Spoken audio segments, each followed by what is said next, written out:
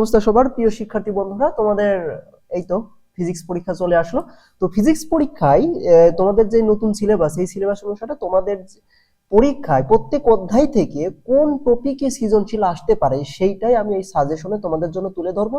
তোমরা যদি প্রত্যেকটা অধ্যায়ের এই টপিকগুলো শুধু ফোকাস করো তাহলে তুমি ফিজিক্স অনেক ভালো করতে পারবা। তো চলো দেখে নিই কোন অধ্যায় থেকে আমাদের কোন টপিকটা সৃজনশীলের জন্য সবচেয়ে গুরুত্বপূর্ণ এবং কি ধরনের প্রশ্ন সবচেয়ে গুরুত্বপূর্ণ।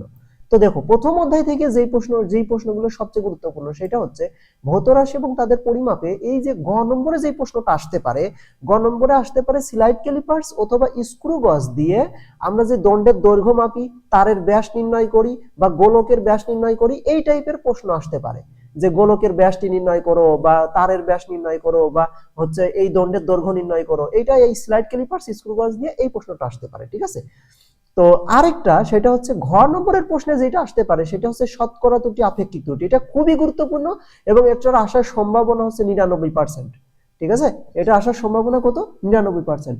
বিশেষ করে যেমন দেখো, ওই যে আয়তন পরিমাপের যে ত্রুটি না, আয়তন পরিমাপের শতকরা ত্রুটি কিন্তু দৈর্ঘ্য পরিমাপের ত্রুটির থেকে কিন্তু হচ্ছে 3 গুণ বেশি হয়। ঠিক আছে। তো এই যে বেশি হওয়ার কারণ কি, তারপরে এই যে দৈর্ঘ্য থেকে ক্ষেত্রফলের কিন্তু হচ্ছে গিয়ে শতকরা ত্রুটি কিন্তু হচ্ছে গিয়ে কয় গুণ? 2 গুণ বেশি হয়।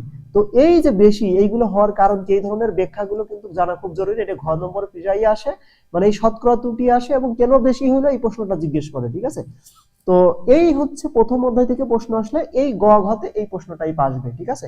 আচ্ছা, তারপরে দেখো, তারপরে দ্বিতীয় অধ্যায়ে যে প্রশ্নটা সেটা হচ্ছে দ্বিতীয় অধ্যায়ের গতি এবং বল, এই দুইটা আমি একসাথে বলছি, দ্বিতীয় এবং তৃতীয় অধ্যায়। কেন?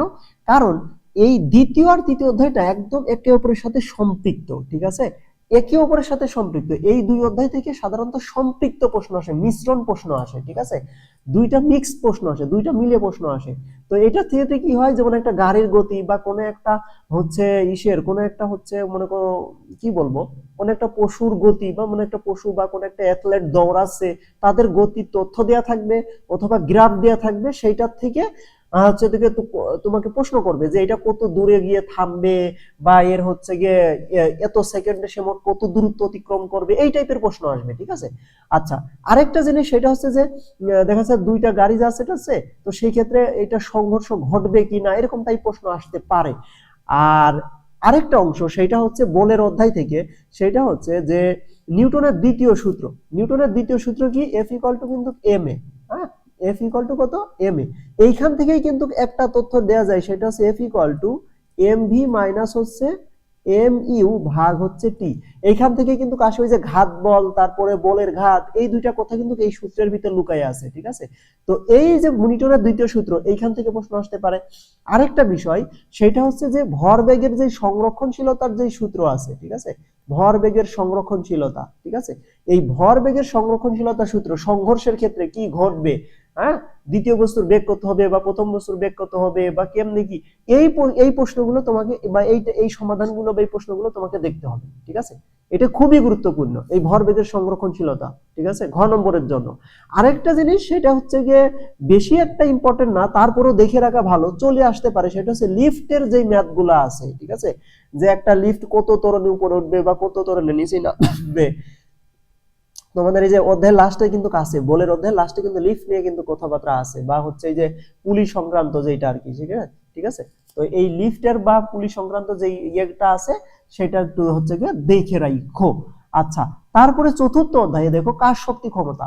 চতুর্থ অধ্যায়ের কাজ শক্তি ক্ষমতার কোনটা আসে সাধারণত জানো? সবচেয়ে ইম্পর্টেন্ট হচ্ছে শক্তির সংরক্ষণশীলতা নীতি। এটা প্রতি বছর আসে, প্রতি বছর এটা আসবেই, মাস্ট, লিখে রাখো, মাস্ট আসবে ইনশাআল্লাহ, মাস্ট। শক্তির সংরক্ষণশীলতা নীতি, এইটা কেমন আসতে পারে? যেমন একটা পড়ন্ত বস্তু, হ্যাঁ, মনে করে একটা কি একটা ঘর বাড়ির ছাদ থেকে একটা বস্তু ফেলে দেওয়া হয়েছে, মানে একটা ছাদ থেকে একটা কোনো কিছু গড়ে পড়ে গেছে, কিংবা কোনো একটা উচ্চতা থেকে একটা বস্তু পড়তেছে পড়ন্ত বস্তু আকারে।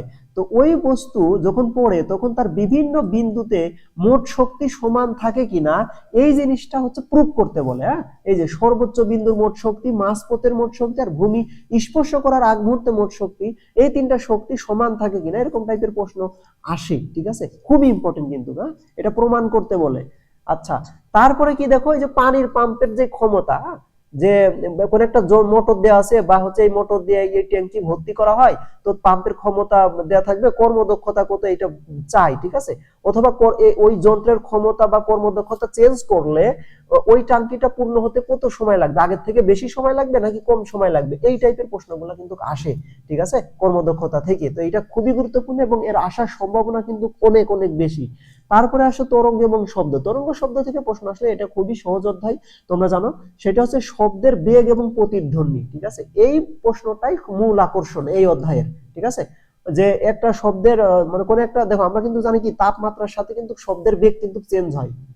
এই যে ভি প্রপোর্শনাল হচ্ছে √T, তাই না, মনে আছে না?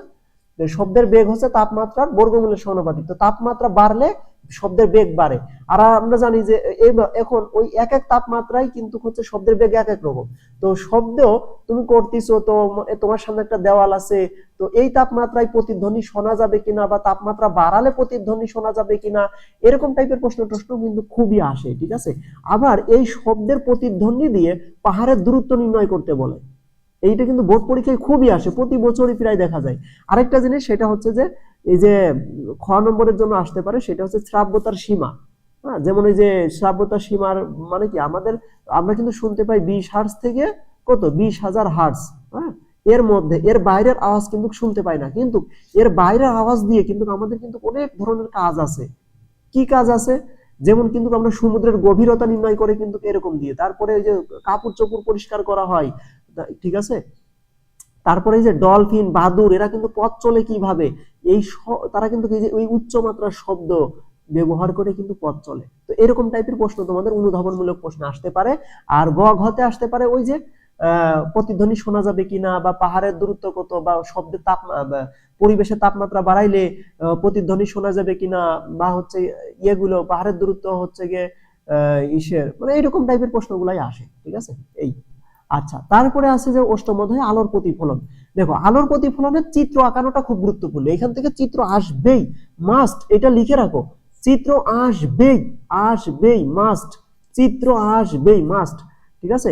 সেটা কি, দেখো উত্তল দর্পণের মাত্র চিত্র একটা, উত্তল দর্পণের ক্ষেত্রে চিত্র একটাই হয়, কিন্তু অবতল দর্পণের ক্ষেত্রে বস্তু এক এক জায়গায় রাখার ফলে চিত্র কিন্তু এক এক ধরনের চেঞ্জ আসে, ঠিক আছে। ফোকাসের বাইরে রাখলে কি হবে, ফোকাস এবং কেন্দ্রের মাঝখানে রাখলে কি হবে, তারপরে মেরু এবং ফোকাসের মাঝখানে রাখলে কি হবে, অসীম দূরত্বে রাখলে কি হবে, এরকম মনে 5-6টা সেটআপ আছে। এই 5-6টা সেটআপের মধ্যে বস্তু রাখলে কি কি ধরনের প্রতিবিম্ব হয়, বা প্রতিবিম্ব বিবর্ধিত হয় না খর্বিত হয়, বাস্তব হয় নাকি অবাস্তব হয়, এটা কিন্তু প্রচুর প্রশ্ন আসে, প্রচুর, ঠিক আছে। এইখান থেকে গতে আসতে পারে যে একটা বস্তু, ওই একটা দর্পণের হচ্ছে যে ফোকাস নির্ণয় করো, বা বক্রতার ব্যাসার্ধ নির্ণয় করো, এরকম টাইপের প্রশ্ন আসতে পারে, বা বস্তু কোথায় রাখলে প্রতিবিম্বটা বিবর্ধিত হবে, এরকম টাইপের প্রশ্ন আসতে পারে। আর ঘতে বা হচ্ছে কি বেশিরভাগ চিত্র আসার সম্ভাবনা বেশি। অনেক সময় এই আলোর প্রতিফলন থেকে 2 সেট প্রশ্ন দিয়ে দেয়, ঠিক আছে। তাহলে এইখান থেকে ম্যাথমেটিক্যাল ব্যাপারটা থাকতে পারে। এক নম্বর হচ্ছে ম্যাথমেটিক্যাল ব্যাপারটা কোথা থেকে আসতে পারে, এই যে একটা সম্পর্ক আছে না, 1/f = 1 ভাগ হচ্ছে এই যে ইউ প্লাস হচ্ছে 1 ভাগ ভি, এই যে সম্পর্ক, এইখান থেকে ম্যাথ আসবে। আরেকটা কি, এই যে বিবর্ধনের একটা সূত্র আছে না, m = হচ্ছে l প্রাইম ভাগ হচ্ছে l, ঠিক আছে, অথবা m = হচ্ছে মডুলাস অফ এই যে কত ভি ভাগ ইউ, এরকম এই যে সূত্র আছে না বিবর্ধনের, যে সূত্র বিবর্ধন এবং এই যে সূত্রটা আছে, এই দুইটা সূত্র থেকে ম্যাথমেটিক্যাল ব্যাপার আসতে পারে, এবং চিত্র, যে প্রতিবিম্বটা বাস্তব হবে নাকি অবাস্তব হবে, এইখানে বস্তু লক্ষ্যবস্তু এইখানে রাখলে কি হবে, ওইখানে রাখলে কি হবে, যে বইয়ে যে 5টা চিত্র আছে, কোথায় বস্তু রাখলে কি হয়, এই চিত্রগুলো বাসায় প্র্যাকটিস করো এবং করে ফেলো, দেখো যে হুবহু কমন আসবে, হুবহু, ঠিক আছে। আচ্ছা, লাস্ট হচ্ছে স্থির বিদ্যুৎ। স্থির তড়িতের ক্ষেত্রে কি হয়, কুলম্বের সূত্র। কুলম্বের সূত্রের ক্ষেত্রে দুইটা আধান, দুইটা চার্জের মধ্যবর্তী বলের মান নির্ণয় করতে বলতে পারে। তারপরে ওই যদি হচ্ছে গিয়ে আধানের মান মানে চার্জের মান যদি দ্বিগুণ করা হয়, ঠিক আছে, তাহলে দূরত্ব যদি অর্ধেক করা হয় তাহলে বল কত গুণ হবে। সবসময় যে অর্ধেক আর দ্বিগুণ এইরকমই আসবে তাই না, এটা চেঞ্জ হইতে পারে, যে আধানের মান যদি 3 গুণ বা 4 গুণ করা হয়, বা দূরত্ব যদি অর্ধেক করা হয়, বা দূরত্ব যদি ডাবল করা হয়, তাহলে বল কত গুণ হবে। এই টাইপের সৃজনশীল খুব আসে।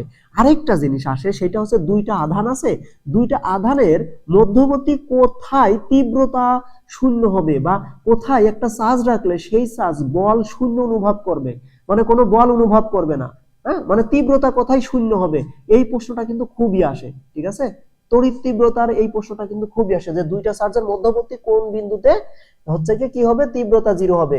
ঠিক আছে, তো এই বা দুইটা বস্তুর এইখানে, দুইটা বস্তু এখানে 1 কুলম্ব চার্জ রাখলে কোথায় হচ্ছে গিয়ে ইয়ে হবে, তীব্রতা জিরো হবে, এরকম প্রশ্ন কিন্তু প্রচুর আসে। ঠিক আছে, তারপরে বিভব নির্ণয়ের প্রশ্ন আসতে পারে। ঠিক আছে, আরেকটা জিনিস সেটা হচ্ছে তড়িৎ বলরেখার বৈশিষ্ট্য।